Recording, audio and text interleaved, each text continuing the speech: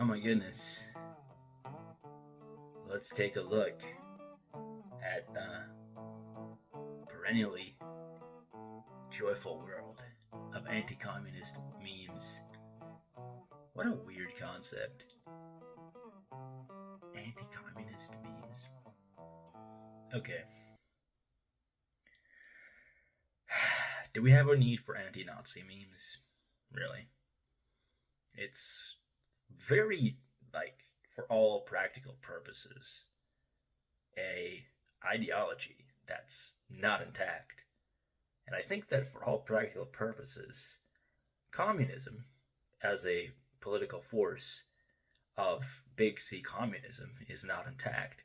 Yet we have all these anti communist memes in our ridiculous side circus here in the big bread and circus tent, a smaller tent within it, a subgroup of the bread and circus of culture war. And so this particular one is Buzz Lightyear and Woody from the Toy Story, and they're like, "Name me one successful communist country," and it's like one of them is looking off, dumbfounded, like, "Oh, you can't." Okay, first of all, China is a communist country, right? Well, they've got, for the most part, it looks like functioning bullet trains.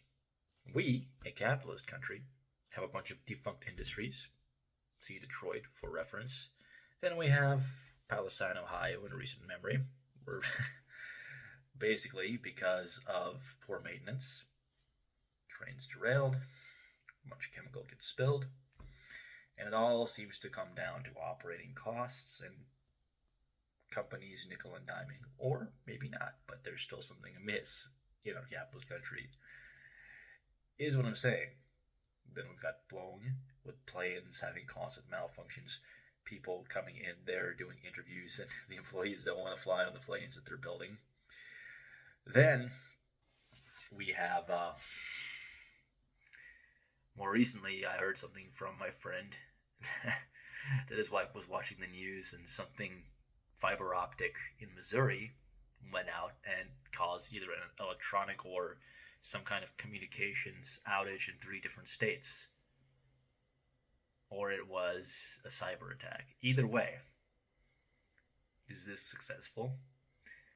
And then, if communism or capitalism, if a system is what makes a country fail, stand alone, is that really what it is?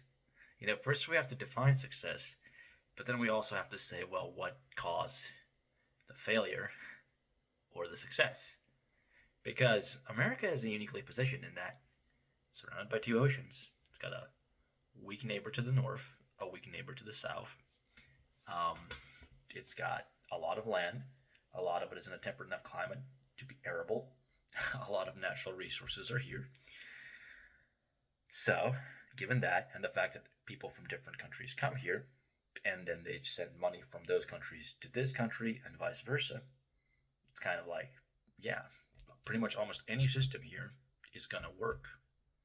It might not, some are definitely going to be better than others, but it's not really down to the system entirely that determines success.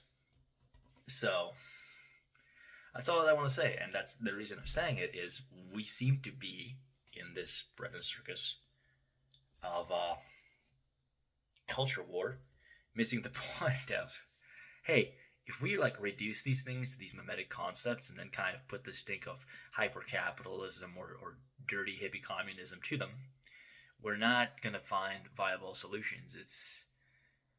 There is always kind of like a healthy competition that comes in that there is stupidity afoot, but it seems to be almost de rigueur these days. And that's why whenever I see these kind of memes, I'm just like, I guess I get the spirit of it, but at the same time, is that really elucidating? Is it really even funny? What the hell, man? Also earlier today, while I'm recovering from my workouts and stuff, I was listening to Shane Gillis. And who's this other guy? Let's see, maybe it's in my history. Which specific video I had watched? Go back a few. Yeah, the American Political Culture War. So they kind of roast it in the same way that I do, but it's the start of it that I want to point out. So let me put on my speakers here. Go ahead. I mean, I'm fine with the dumb political thing, dude. America is too focused on culture wars, and we're not focused on getting things done, actually. Well, and that's gonna fuck us. True, but China's out there building the new Silk Road. Ooh, what are they doing? They're just expanding completely. Well, While America's sitting at home saying America first, China's out there expanding its empire. Well, we're not. We're founded on these weird double values. We're the only place that we're against colonial expansion, even though we kind of do it all over the world. Yeah. But we have to do it while being like, no, we're just saving girls. Then we're like, we own your gas. Yeah, we saved your girls. Now we own your gas. We brought back your girls. But China can be like, yo, we just took over Taiwan, and everyone in China's like, nice. Yeah. Sweet. Fuck Taiwan. Taiwan number one. Alright, so here's the thing. A while back I made kind of a disorganized ramble against Bill Burr because he took that jibe at Joe Rogan, and it's like, oh, I'm like this brash Boston Irish truth teller talking to another brash Boston Irish guy, and I'm like, yeah, you just think you're tough. You're too tough to put a face mask on. That's stupid. And I'm like, it's so masturbatory and annoying to me. But this again here, chill bros, listening and talking about politics. They're involved, but they're not too involved. And sure, I agree with them roasting the political culture, but the fucking statements in the beginning are so goddamned ignorant. Okay. So the first thing that he points out is that, the American culture war thing is distracting. China's not distracted. They're expanding because of the Silk Road. The Silk Road is like an economic thing. It's not a military thing. Sure, you can sneak a lot of back-end stuff in there on top of that, but at the same time, they're in the business of doing business. It's about expanding the economy and integrating the areas economically. If you want to combat that, you don't do that by stirring shit up in Taiwan. Okay, first of all, why is there chip manufacturing in Taiwan? I'm pretty sure a good chunk of that technology came from American mines or mines associated with American projects, Silicon Valley and all that. Maybe I'm ignorant on that. What I'm saying is, why is it in Taiwan? Because that's one of the points of contention. Why are we down there when it's recognized internationally that Taiwan and China are a connected entity? Already, it's not like they would be taking over Taiwan. They would just be taking a more aggressive stance and affirming that already recognized state of Taiwan and China being a highly integrated system. Whether you think that's good or bad, whatever, but us going in there and meddling with the affairs is not going to fix the problem for anybody. So they're saying, okay, but in America, man, we're just like, we're trying to do this double standard where we are colonial, but we're not. You can't compare that, all of these wars and things that we've been doing to fight for freedom or whatever, where we do a lot of resource grabs in the process, and also our political machinations for the benefits, generally speaking, of corporate interests in this country and internationally. Yeah, okay, you can't compare that to China basically giving out loans and money and developing infrastructure across the world. There's not. Bombing the shit out of people and building things are two different. They can both be used to leverage power, but one is a completely different way of doing it than the other. So that comparison there is already freaking ridiculous, and that's why this dude bro analysis also annoys me.